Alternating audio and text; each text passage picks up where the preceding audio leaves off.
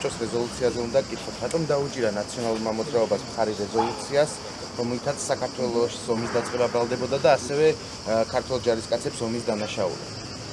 Ono ეჩეულებრივი მოღალატეობრივი ქმედება იყო, რაც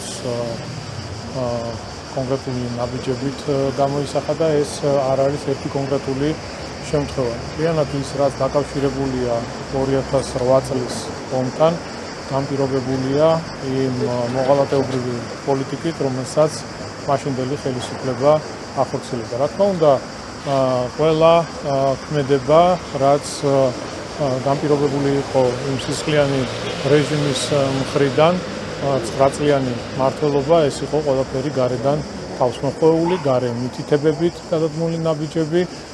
ეს რა თქმა უნდა ძალიან მძიმეა სამწუხაროდ.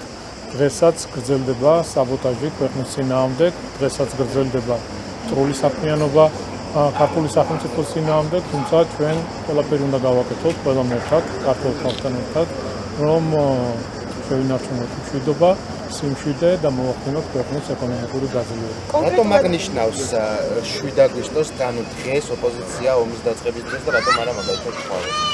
ანუ ესეც არ ვიცი, ხა გაუგებარი არის, ჩვენ თუ გადავხედავთ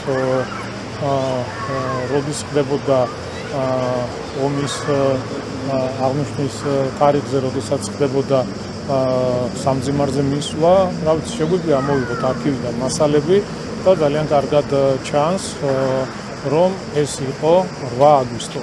არ ვიცი, ხა ალბათ ნაციონალურ მოძრაობას უნდა ვკითხოთ, რის გამო მოხდა თარიღის შეცვლა. ისტორიას ხა ვერავინ ვერ გადასცემს. ყველაფერი ძალიან კარგად ვიცი. ჩემი თხოვნა იქნება, თუ გაქვთ შესაძლებლობა, არქივიდანაც ამოიღეთ კადრები და ნახეთ, რომ ეს იყო 8 აგვისტო. ბატონო, კახეთთან აკავშირებით გავაგრძელებ. ზოგადად 7 აგვისტოს რომ გაიხსენოთ, რა ხდებოდა? 7 აგვისტო უკვე ის დრო იყო, როცა რუსული ტანკები შემოვიდნენ საქართველოში და ქრონოლოგიურად დაახლოებით ახლა მოძრაობა როდის რას აღნიშნავდა, გასაგები არის თქვენი პოზიცია, მაგრამ 7 აგვისტოს ქრონოლოგია რო გაიხსენოთ, როგორ მოხდა, რა მოხდა და როგორ დაიწყო? იცით რა, ჩემი გახსენება, მე ვფიქრობ, შეიძლება არ იყოს რელევანტური, მე გთხოვთ, რომ ამოიღოთ თქვენ ვიდეო კადრები. კონკრეტული ფაქტ-მტკიცებულებები არსებობს ამ ყველაფერთან დაკავშირებით, რა შეიძლება ვინ რას კომენტარს გააკეთებს, მე რას ვიტყვი, ან კონკრეტული ადამიანი რას ვიტყვი. არის კონკრეტული მტკიცებულებები, არის კონკრეტული ფაქტები, აგერ შემიძლია რეზოლუცია გაჩვენოთ, რაზე აქვს ხელი მოწერილი, შესაბამისად ძალიან მძიმეა ეს ყველაფერი, კიდევ ერთხელ ხაზს უსვავ იმას, რომ ეს იყო მოღალატეობრივი ქმედებები, გადადგმული ნაბიჯები ქართული სახელმწიფოს წინააღმდეგ და ამ ყველაფერს უნდა გაეცეს შესაბამისი პასუხი. მოძრაობას არ გეკითხებით, რუსეთზე გეკითხებით, ქრონოლოგია რო გაიხსენოთ, მე 7 აგვისტოს უკვე რა ხდებოდა რუსეთის მხრიდან. კიდევ ერთხელ ვიმეორებ, არ არის აუცილებელი ვინმე კონკრეტულმა ადამიანმა გააკეთოს ამაზე განმარტება. ის არაფერს არ შეცვლის, ახლა მე რას ვიტყვი ამაზე, არის კონკრეტული ფაქტები, კონკრეტული მტკიცებულებები და ვიდეო მასალები და ესაჩვენეთ საზოგადოებას, რა შეშია ჩემი კომენტარი, მე რას ვიტყვი ამასთან დაკავშირებით. თქვენ ვიცი არ გსიამოვნებთ ეს და თქვენთვის სასარგებლო შეიძლება არ იყოს, იმიტომ რომ აბსოლუტურად ეწინააღმდეგება და წინააღმდეგობაში მოდის იმ ნარატივთან, რასაც თქვენი ტელევიზია ავრცელებს და ცხადია არ გესიამოვნებათ ეს ყველაფერი. სააკაშვილმა განცხადება გააკეთა, რომ 2008 წლის აგვისტოს დროს ხოდნენ, რომ ქვეყანა დამეტოვებინა, მაგრამ მე მაინც საქართველოში დავწიო, რას უნდა ნიშნავდეს მისი ეს? ხო, ეგეც არ ვიცი, გასარკვევია ვინ თხოვდა, რატო თხოვდა, საერთოდ რატო დაიწყო ეს ყველაფერი. ძალიან ბევრი კითხვა მოდის. ახლა ჩვენ კი ვხვდებით დაახლოებით რა პროცესები მიდიოდა და რა ხდებოდა. ვინ იყო კონკრეტულად ჩართული, საიდან მოდიოდა ეს ყველაფერი. მე ვფიქრობ, ქართული საზოგადოების დიდი ნაწილიც ხვდება ამ ყველაფერს, თუ საიდან იმართებოდა და რა ხდებოდა ქვეყანაში. შესაბამისად, ყველამ ძალიან კარგად ვიცით, ხალხმა შეაფასა და აფასებს ის გარემოება და ის რთული მდგომარეობა, რაშიც ქვეყანა იმყოფებოდა. მე მინდა ერთი რამ თქვა, რომ ეს გარე ძალების პირდაპირი ჩარევები, ქვეყნის მართვაში, გადაწყვეტილებების მიღებები, ამ მორჩა, დამთავრდა. ეს ყველაფერი ჩაბარდა წარსულს. დღეს ქართულ სახელმწიფოს მართავს მისი აღმატებულება ქართველი ხალხი. ვინ უნდა იყოს ხელისუფლებაში, ვის ანდობს ქვეყნის ბედს, ამას წყვეტს ქართველი ხალხი და არა გარედან კონკრეტული ადამიანები და კონკრეტული უწყებები და გარე ძალები. ეს ვეღარ მოხდა. შუქის ჩაატარებასთან დაკავშირებით რეზოლუციაში რა იყო სტატისტიკალები, რასაც ხელი მოაწერა და მოხალხეობრივად დათანხმდა ნაციონალური მოძრაობა. როგორ? რეზოლუციაში რა იყო ის დეტალები, რასაც მოხალხეობრივად დათანხმდა და ხელი მოაწერა ნაციონალურმა მოძრაობამ. ნუ ახლა პირდაპირ ხო შეგვიძლია სიტყვით წავიკითხოთ, რომ ომის დაწყება დაბრალდა ქართულ სახელმწიფოს, ქართულ ჯარს. პირდაპირ არის, რაცა შემიძლია ტელეფონშიც მაქვს და შემიძლია წავიკითხოთ, თუმცა საზოგადოებამ იცის რაზეა საუბარი. ხო, როდესაც შენ ხელს აწერა ამ ყველაფერზე, არ ვიცი, წარმოუდგენელია, რომ ჩვეულებრივი მოღალატეობრივი ქმედება არის. ასევე უნდა ის გათიშვასთან დაკავშირებით და კიდევ ერთი კითხვა მექნება, უკვე მესამედ გაითიშა მთელი ქვეყანა. ხომ არ გაქვთ ინფორმაცია რა ხდება, რა პრობლემასთან გვაქვს საქმე, გამოძიება დაწყებული არის, მაგრამ არ ვიცით საერთოდ ზოგადად რა ხდება და ინტერაუს დასანქცირების შემდეგ როგორ ფიქრობთ, ხომ არ უნდა მოხდეს მაგალითად იმ წილის გამოსყიდვა, ნაციონალიზაცია, რომელსაც ფლობს 75% წილს ინტერაუს შვილობილი კომპანია, რომელიც ინდიაში არის დარეგისტრირებული. ფიქრობთ თუ არა, რომ უნდა იყოს გამოყენებული შესაძლებლობად ეს სანქციები, რომ მთლიანად საქართველოს ხელში გადმოვიდეს ეს წილი. აი, რას ფიქრობთ, გამოსავალს რა შეხედავთ და მიზეზი რა არის, რომ მესამედ გავიქიშოთ მთლიანად ჩავიდგეთ? ნუ, რაც შეეხება ინტერაუს დასანქცირებას, ინტერაუსთან ერთად არის სხვა მესაკუთრეებიც, როგორც ვიცი, ქართველები. შესაბამისად, ერთმანეთში დაერკვევიან, სხვა ბიზნეს საქმიანობა არის და სახელმწიფოს მხრიდან უხეში ჩარევა ეს, რა თქმა უნდა, ეწინააღმდეგება იმ პრინციპებს, რომელიც ჩვენ გვაქვს გაჟღერებული და 2012 წლიდან ასე მოვყვებით, რომ ბიზნესი არის ხელშეუხებელი. კიდევ ერთხელ ვიმეორებ, თუ საჭირო აუცილებლობა იქნება სახელმწიფოს მხრიდან რაიმე ტიპის მოქმედებები, რა თქმა უნდა, ჩვენ გადავდგავთ შესაბამის ნორმებს. თუმცა ბიზნესი, რა თქმა უნდა, არის ხელშეუხებელი და დარწმუნებული ვარ, რომ თვითონ მოაგვარებენ და დავადგენ. ნაციონალიზაცია ფიქრობთ თუ არა, რომ ძალიან კარგი გამოსავალი იქნებოდა ეხლა ამ წილების ყიდვა და ასე შემდეგ. კიდევ ერთხელ ვიმეორებ, ნახეთ, ენერგეტიკულად დამოკიდებული. ნახეთ, ეს ყველაფერი, რაზეც ჩვენ ვსაუბრობთ, იყო საქართველოს საკუთრება. როდესაც ვსაუბრობთ იმ სისხლიან რეჟიმზე, აი ზუსტად ერთი კონკრეტული გადადგმული ნაბიჯი ეს იყო იმ კომპანიების გასხვისება რუსულ სახელმწიფო კომპანიებზე და გამოდიოდნენ და გვეუბნებოდნენ, რომ რუსულ ფულს სუნი არ ადის. გამოდიოდნენ და გვეუბნებოდნენ, ზურა ჯაფარიძე იყო თუ არ ვცდები, მე მგონი, რომ არაფერი არ ფუჭდება იმით, რომ რუსული ბიზნესი შემოდის და ახორციელებს საქმიანობას ქვეყანაში. ეს ყველაფერი ხდება 2008 წლის ომის შემდეგ.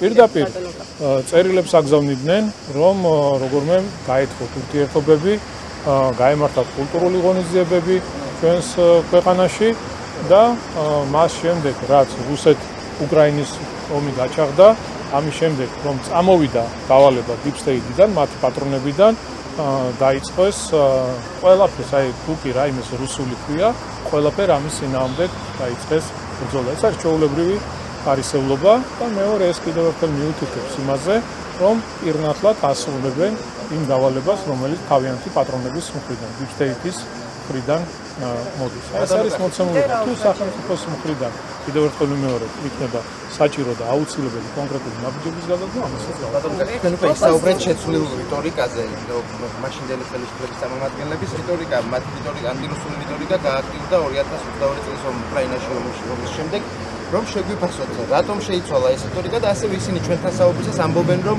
ეს იყო გარე დავალებები და საერთაშორისო ორგანიზაციების მოთხოვნით. ძალიან მარტივია პასუხი, რა დავალებაც მოდის თავიანთი პატრონებისგან და ამ შემთხვევაში Deep State, რომელიც უდიდესი პრობლემაა თანამედროვე მსოფლიოსი, აკეთებენ იმას. თქვენ არ იფიქროთ, რომ ეს ადამიანები, ხელდელობაში მყავს ეს აგენტურა, ეკუთვნოდეს საკუთარ თავს? არა, მათ არანაირი უფლება არ გააჩნიათ იმის, რომ რაიმე კონკრეტული კითხვა დასვან, რატომ მაგალითად, ხო? რატომ უნდა გადავდგათ ეს ნაბიჯი, რატომ უნდა ვთქვათ ეს მისიჯი? არა, ამის უფლებაც კი არა აქვთ. შეულებრივ აგენტები არიან და ასეთი აგენტის ბედ ისინი ასრულებენ გარე ძალების მითითებებს და დავალებებს. ამ კონკრეტულ შემთხვევაში ხედავთ სახეშეცვლილ ამ აგენტებს, რომლებიც 2008 წლის ომის შემდეგ, როდესაც ქვეყანამ ჩვენმა სამშობლომ, ჩვენმა ქვეყანამ დაკარგა ტერიტორიები, განადგურებული ინფრასტრუქტურა, დაღუპული გმირი ჯარისკაცები, მშვიდობიანი მოსახლეობა.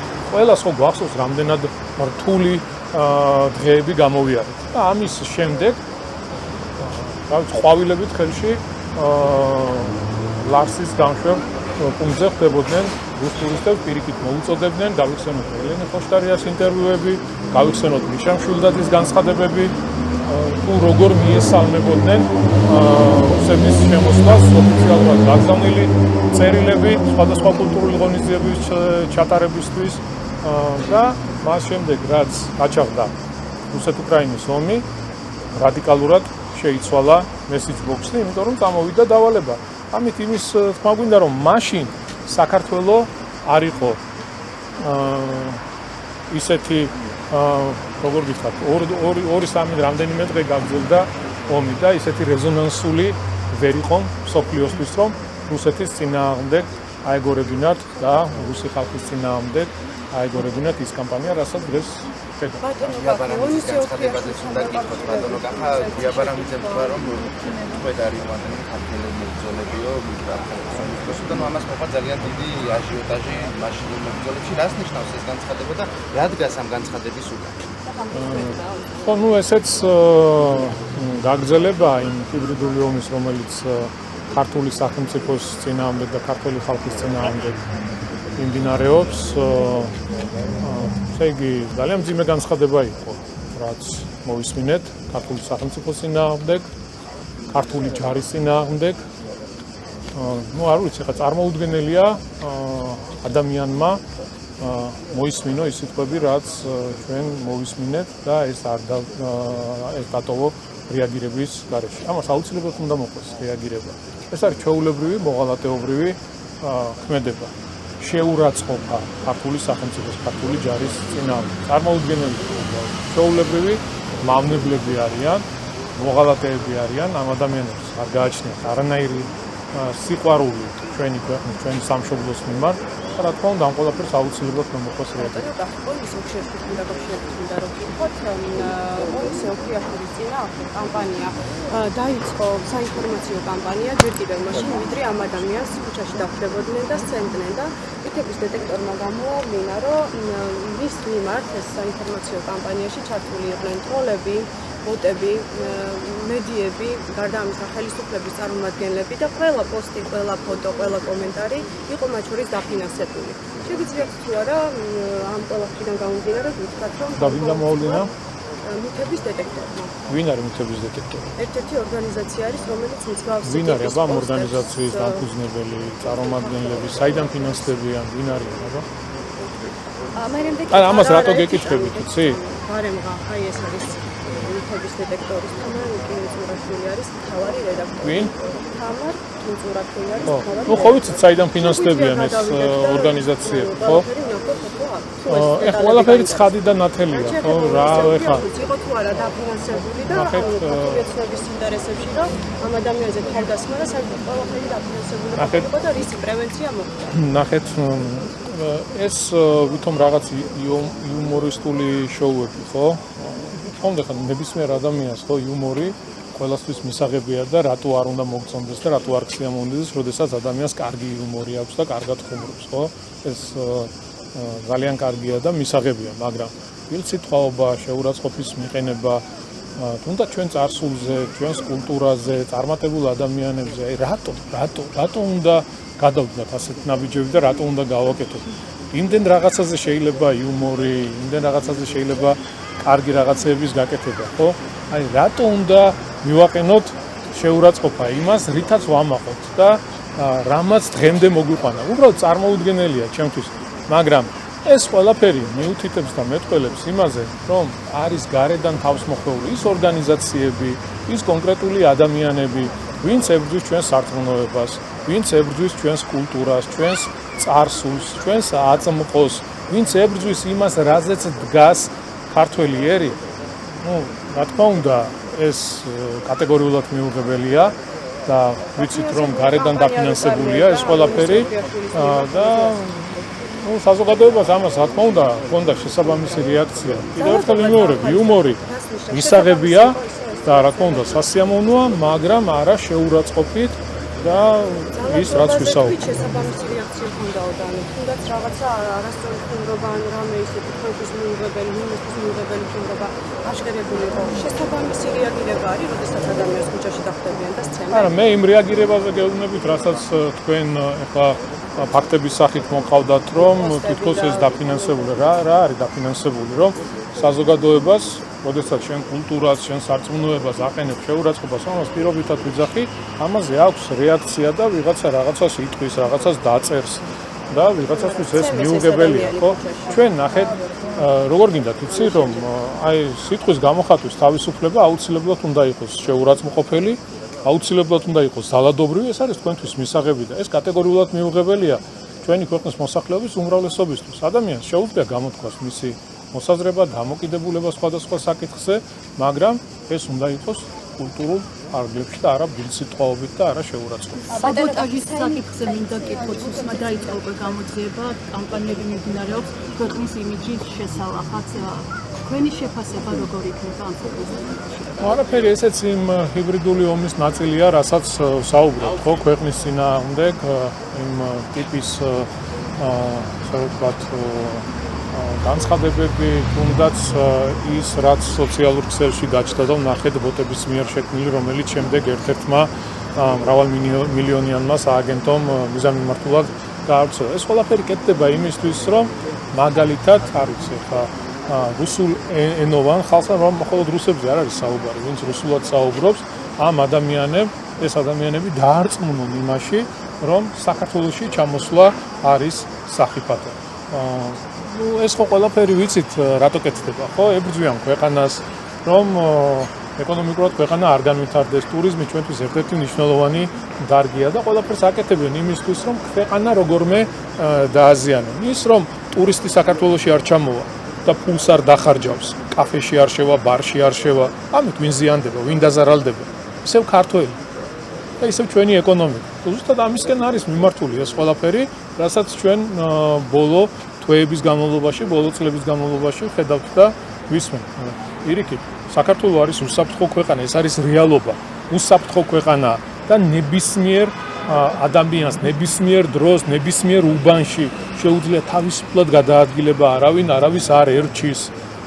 ნახეთ ევროპულ დიდ ქალაქებში რა მდგომარეობაა და რა გამოწვევების წინაშე დგანა. საქართველო არის აბსოლუტურად შვიდი ქვეყანა, სტუმართ მოყვარე ხალხი ვართ და ყველას რუს, ყაზახს, უკრაინელს, შვეიცარიელს, იტალიელს, ყველას შეუძლია ამერიკელს ჩამოვიდეს ჩვენს ქვეყანაში.